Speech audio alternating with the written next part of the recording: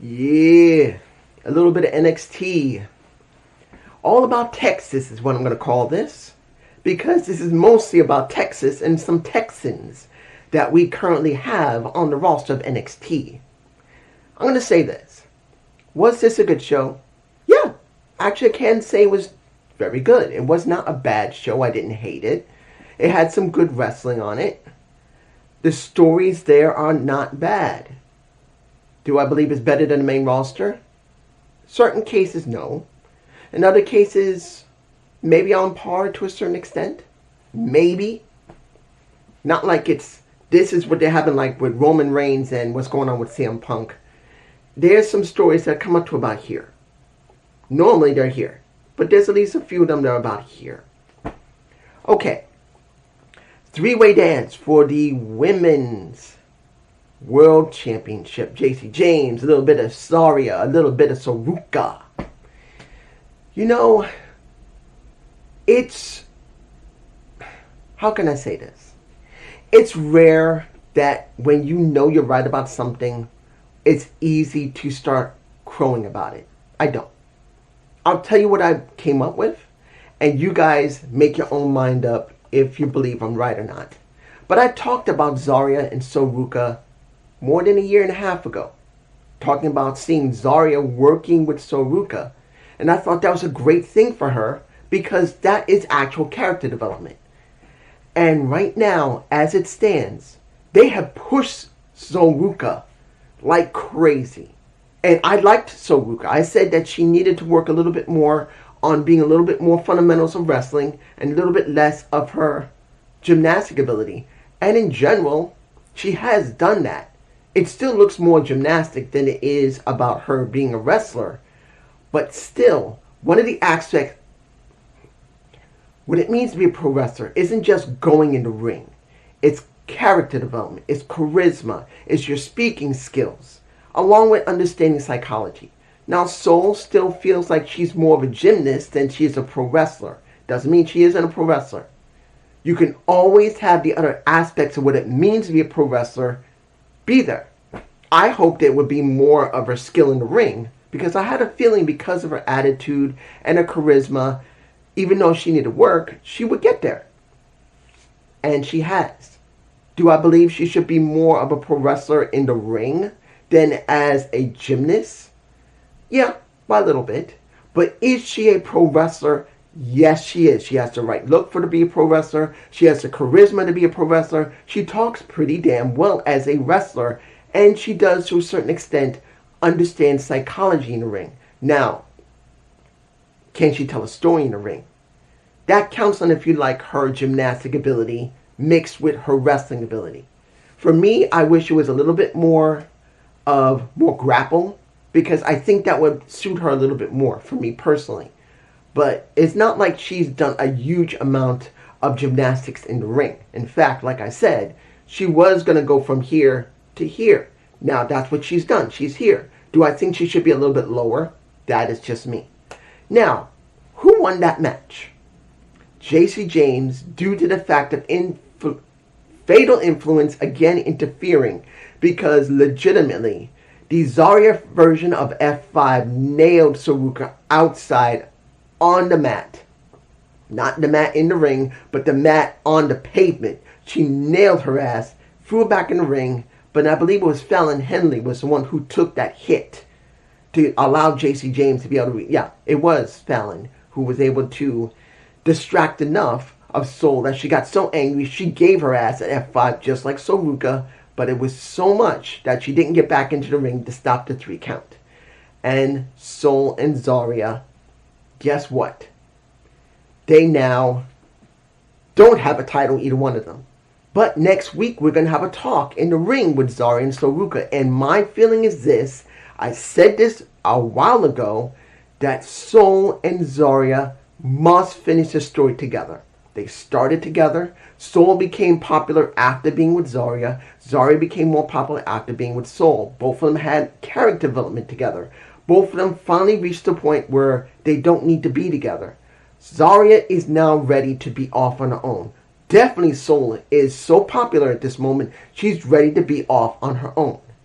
So the last thing that needs to be done is to separate the two. They're still connected, just like this. Like if they're Siamese twins, by the cord in their belly buttons, by their MBI, I forgot what they call that. I forgot what the name of it is. But essentially speaking, I'm going to remember it. I'm going to get angry at myself. I don't remember the baby cord, the fluid. What am I forgetting? Forget it. These two are connected to the hip, and it's time to cut them apart. And trust me, when it comes to it, because I was just thinking about it again, when it comes to it, Stand and Deliver is the only place these two can finally split off. They are one of the most longest running stories that NXT's had.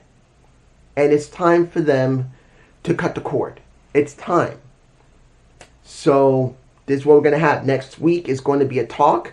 And I'm sure Stone is going to give them a match of Stand and Deliver. That's the only place that would be good. Next. 6-man tag. I'm like, what? The fake Grande Americano with, I believe, Tyler Bates and Pete Dunne as his two handy dandy cohorts working with Vanity Project. Did I really care about this? No. But it was good to see main roster wrestlers come back and work in NXT. Do I believe they're going to do more of this? I don't know. But there's nothing wrong with getting minor wrestlers to go back to NXT and do something there for a while and then bring them back a little later. A lot of wrestlers needed it because sometimes they need to get a little bit of something because look what's going on. Yes, a Grande Americano and his boys, pretty much they do work the main roster, but what are they doing? They're not really doing much. So let them go to NXT, do a couple of storylines there, or at least a couple of matches or feuds, and that would be good for them to have something that they wouldn't normally have, and then they just throw them back up to the main roster to do something else. Of course, Grande Americano and his boys won because Vanity Project lost, and what is it? Drake is going to have his match on Evolve for his title. I think at this point, what is his name? I forgot his name. First name, Drake. I'm blanking on Drake's name. But let's make it very clear. He's done. He doesn't need to be involved anymore. He doesn't need that title anymore. They need to drop it and let him stay on NXT with the rest of Vanity Project. He's ready. Baron and Smoke, they're ready to work with him and just stay on NXT TV. They don't need him on Evolve. He's ready. Doesn't mean I care about him, but he is shown enough and people know him enough that he doesn't need to be there anymore. Drake is done. That's what I believe. Next, Speed Championship. Ren Sinclair versus Fallon Henley. Now let's make this clear. Do I care about Ren Sinclair? I've liked her, but I really haven't cared about the Ren QCC. Haven't cared. I haven't cared. But now it's a question of what they're going to do with Ren. She's been on the roster for a while. She's been working with Kendall Gray, who is still the Evolved... No, I forgot. Kendall just dropped the Evolved Championship, so she can now, next to now being on NXT TV, because she doesn't need to be there anymore on Evolve. She's been on the roster long enough. People know Kendall. She doesn't need there. Kind of like what's going on with Drake. It's the same with Kendall. She dropped her title, unlike Drake, who has to face someone for that title. She's done, and at Stand and Deliver, she's going up against JC James. So I can understand her losing, giving up the title or losing the title. She needed it. 5-minute match. Seeing that Fallon, who I'm not going to lie, do I like that piece of ass? Of course I do. I like Fallon as a heel way more than when she was a face. I'm going to be honest here. When she was a face, I didn't give two damn flips when she was with Josh Briggs and Jensen. I did not care. I didn't. She was pretty, yeah. She can go in the ring pretty well, yeah, but I didn't give two damn flips. Ever since she turned heel and went to Fatal Influence, she's a much more appealing wrestler. She just is. And I'm not going to say she ain't that. Oh, there you go. I almost forgot if anybody remembers that. But essentially, she dropping that title was time. I mean, she doesn't need it. To be honest, she really doesn't need it. But the question here is this. What are they going to do with Fallon? Fallon is reaching end of life. when it came in Fatal Influence. Really, Fatal Influence is at End of Life. They've had Fatal Influence for a while now. And yes, you got Reed there, you got Fallon. I don't think they're going to get rid of Reed. But there's going to be a big question about Fallon Henley. Because she's been there long enough that either they're going to have to make a decision of either pushing her to do something else, maybe becoming a world champion, which I don't think they're going to do that. North American champion, I don't know if they would go there either. And that's going to try and push her as a face. And she's not a great face. The only option would be to put her to the main roster, or they're going to do some type of reset with her that is completely different than what she is now.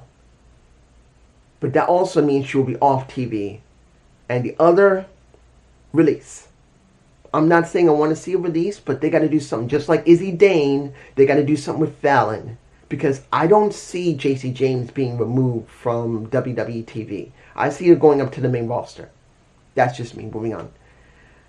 And, how do I feel about Ren Sinclair? I forgot to say. How do I feel about Ren winning? Like I said, it was time for her to do something. I'm not having a problem with her becoming champ. And it also goes along with, she's from Texas. They're trying to make it about Texas. So she's a Texas girl. She won the match. Let's move on. Hank and Tank versus the Birthright. And I believe that was Stax. And it was Connor who was in that match. Really didn't care that much about it. But of course, it is a #1 contendership match. That's what it's there for. Well, not contendership match, but contendership tournament. My mistake, instead of saying match. Well, technically it's a tournament to see who's going to be #1 contender. And that was the first one. And Hank and Tank, they've had their time. This is about the Birthright. They got to make the Birthright mean something. If they don't go through the tournament and win, it makes no sense. Now, on related note, supposedly Shawn Legacy is injured and he cannot wrestle with Eli. Well, do I think LaFlair is the right person to work with Eli Knight? Well, they're all together. And they're from, well, one is from Reality Wrestling, one is from Evolve, and one is from Europe. I don't think he was, maybe AAA. I believe that's where LaFlair came from, AAA. So, for me, I really think it could have been someone else. But there is no one else that's available at this moment. Unless you want to put Shiloh Hill with Eli Knight, which I think would be a good idea. But they wanted to have someone of the same size as Eli Knight, so they used LaFlair, who's currently have no one dealing with the speed title right now. There's no challengers. Next. Let me put it to you like this. The Booker T appreciation segment. This is me. I'm going to tell you this. Wait, actually, before I do that, let's go to what happened in the ring. When it came to, did I really like this segment of seeing Richard.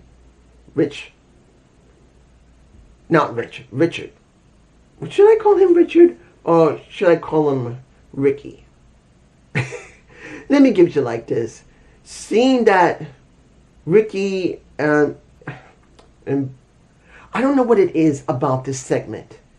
Because I think when it came to Ethan Page, came Ricky Saints, and when it came to Joe Henry, it feels like it shouldn't be like that.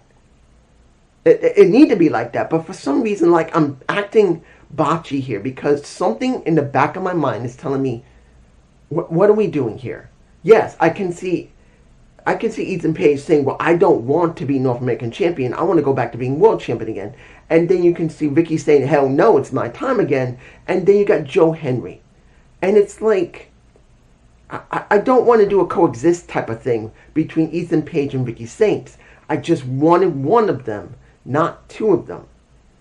And it feels like it should not be this. It should just be one and one.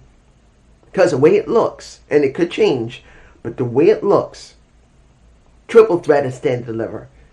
Ethan Page, Ricky Saints, Joe Henry. And yes, that will be a good match. But if you look on this, look a little deeper, wouldn't it have been better? And I know I'm not forgetting about Tony D. I'm not. But the way it looked, that's what was going on in my head. That's what was going on. And then after Joe Henry nailed them all, Tony D appeared. Now, that's different.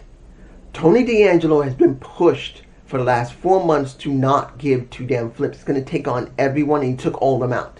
So instead of a triple threat, we actually could have a four-way at Stand and Deliver.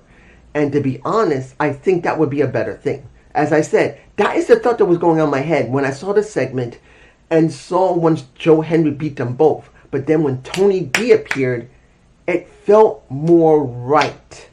Because with those three, it just felt like I don't want to see these two there. I want something else. And that is what was getting me. And that is why I was being botching. It makes sense.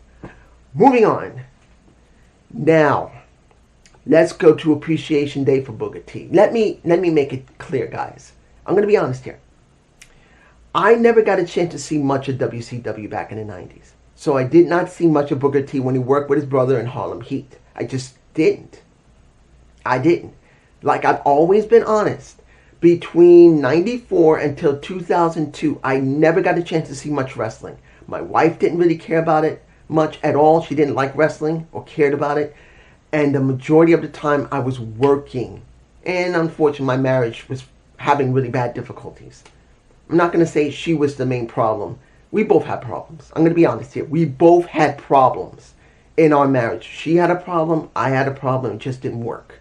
And I know many people say, well, oh, you can blame her. No. If you're going to be honest, I had problems too. And so did she.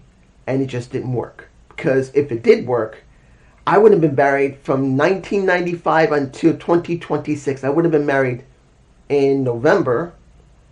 31 years if I had stayed with her. So, there you go. But I just didn't get a chance to see it much. Very rarely did I even see WCW, WWF going to WWE. I just didn't see much of it. Or ECW for that matter. But when 2003 or 4 rolled around, and I was already watching wrestling by that time, I saw Booker T. And I loved Booker T. I loved Sharmell. I loved King Booger. There you go. And I'm actually kind of glad. And next to that, I did see Reality of Wrestling. I did reviews of Reality of Wrestling. If you guys know me from the past, from 2012 until now, you know at one point I was reviewing not NWA, but I also reviewed Reality of Wrestling for a while. But the thing that turned me off was the production value was so bad. So not here. Like, let's say like WWE, you're here, WWE. And AEW's here. They can change position because of their production value. You want to know where Reality Wrestling's production value was? Here in 2015 and 16. It was here. TNA was here behind WWE. They had not the same budget, but they were good. This was so bad. No graphics, bad music, bad lighting, bad camera work. That was what was killing me. The camera work. I couldn't see what was going on, not because I wanted pictures, but just to see it as a fan. And I was angry. I was frustrated. I just stopped watching it. But it didn't mean I didn't still love Booker T. And now, after all these years, after what he's done LFG, he's done this, I am very happy to see Appreciation Day for Booker T. And I'm sure not everyone's going to be fond of it. They incorporated a storyline into the story. Now, mind you, I'm sure he was told about this. Of course, he knew what was going to happen. He was going to be appreciated. Yeah, he had a segment after that, and they were going to have Keanu Carver is going to happen. I'm sure he knew that. But I'm sure what you saw after the vid pack was done, which I did like, and you saw a little pop rocks there. That was a little bit of Roxanne Perez. You got a chance to see who were the ones that was there. Shawn Michaels spoke, and they seemed to like each other, and they're Texans, so there's no problem. When it came to Stephanie, she showed herself. The Usos, who were in Reality of Wrestling at one point, back around, at one point, 2009 or 8, I think? When did they show up? I think they also showed up around 9 or 10. No. When did Booker T take over? 2012 or 13? So I think they were around 14 or 15. They went over there just to be seen during the time of WWE before they really became popular. You had Trick Williams. He showed up. Well, he did a video talking about him, which I said he was going to get somewhere in his life. And I really enjoyed the vid pack. And you could see Booker T generally getting a little emotional. Now, you could say that's a work. It's a joke. Now, one thing you could say about Booker T, he's as genuine as you can get. Now, can he trick your ass? Oh, hell yeah, he can. But in that situation, I think he allowed himself just a little bit of emotion. Just a little. He didn't know about this Appreciation Day beforehand. If you saw the episode before this one, he didn't know. He legitimately did not know this was going to happen. So when this actually did happen, he didn't know what the vid pack was going to be. He probably knew about Keanu Carter, yeah, of course. And when you saw after the fight with his students getting their ass clock cleaned, and then Jasper Troy coming out to defend him, that, of course, that's the work, you know it. But that moment where he was talking about it, and Vic Joseph, honestly, Vic, he was legitimate about how he was talking. I think he was being 100% shoot. He didn't expect Booker T to even be there for more than a month. And they've been there for almost 4 years together. 3.5 to 4 years. So, I'll say this segment, yeah, most of it would be corny for some people, but I enjoyed it. And now we're going to have a story between Jasper Troy and Keanu. I want to see what Carver is going to be able to do more than Troy can do. This is going to be interesting. Final match. Well, almost forgot. OTC got their asses cleaned by Dark State, leaving it. That's it. I'm not going to talk about it because it's going to depend on what's going to be added. Just leaving it. But the final match. Steel cage. Pinfall or submission for the NXT North American Championship. Tatum versus Izzy. I knew it was going to be a good match, and it was. Generally a good match. A steel chair was brought in by Tatum. Was it Tatum? Was it Tatum who brought that steel chair in? No, it was Izzy who brought the steel chair in. But she couldn't utilize it for very long because of, well, she got her ass kicked. By the end of it, Tatum did win the match. And as she walks back as another Texan who holds the title up and is happy, you get to see a little bit, I might add this image in, of Tatum's at the ramp, and then a door opens from the floor, and she gets dragged to hell by a little bit of Blake Monroe, who tries to grab the title and hold it up, which she did. This is the next step for Tatum. She's going against Blake, who wants that title back, since she lost it the way she did to, and I could say something about what's going to happen with Kiana. I'm going to leave what's going to happen with Thea Hale and a little bit of Ms. Jordan. But now here's the big question. Like with Fallon Henley, this is it. What's going to happen with Izzy Dane? Because we're nearing Stand and Deliver. We're getting close. And once that's over, you guys got to understand, listen to what I'm saying. Once Stand and Deliver is over and WrestleMania itself, WWE Silver Lake has this tendency to just release batches of people. This is not about if I like it or not. This is what happens. Either they make it very public or they do it very quietly. Either they've been released quietly or they've been released by themselves or they release in big batches. One of them could be Izzy. One of them could be Fallon. It could be anyone in the roster. But it's going to depend on who. It's very hard to say who's going to leave and should they leave. Because, let's make it very clear. Tatum, if she left, if they just got rid of her, they just put a title on Tatum for no reason other than just a job at Stand and Deliver for possibly a Blake Monroe. And that'll suck. A lot of people are going to think that Tatum bust her ass to prove that she is loved, and then they release her. Kind of like with Izzy Dane. She's been a decently good heel. But she hasn't really gone anywhere with that, even though she's been good heel. Look what's going on with Fallon Henley. They had nothing for her when she was a face. Then she went to Fatal Influence. She became a good heel. A heel that a lot of people like. But if they release her, all that work she went through was for nothing, but that's how the company works. So the question's going to be, in the next month or two, we will see releases. Batches of them. The question's going to be who's going and who's staying. But it's just my point of view, and I hope you enjoy this NXT review. Please give me a comment below. And I gotta admit, gotta say this quickly, because it's already 25 minutes. I'm sorry that I have not been putting out a lot of content lately. I know it. Well, last near 2 weeks now, I actually twisted my ankle, as I stated. I have a tear in my Achilles tendon in my right ankle. So whenever I twist my ankle in a certain way, it's messed up for weeks. And due to the fact of the injury I have on my left side, I've thrown everything out of whack, and everything on my left side has been hurting, including my leg and my feet, because they had to take a brunt of all the weight I don't normally put on it. So that's generally one of the reasons why I haven't put out much. But I'm not gonna lie, last couple of months has been frustrating, because, how can I say this? I've never hidden that I have depression and anxiety. I don't like talking about it. But when it hits you, it's hard to be creative. It's hard to want to focus on making like Gump Goodness videos or Gump Report videos or Wrestling Recall. I did that one. I actually enjoyed it, but my depression has been messing with me.